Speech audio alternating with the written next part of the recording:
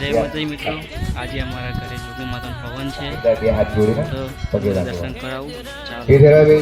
સુખ આવે તો કે સુખની કિંમત થાય જરા, તણકા પછી સોયડો આવે તો એ સોયડાની મેઠાશ જુદી હોય જરા. એમ જીવનમાં હાર પછી જીત થાય તો એ જીતની વાતો જુદી હોય. મારી વેળાની ઓ દેવી આવો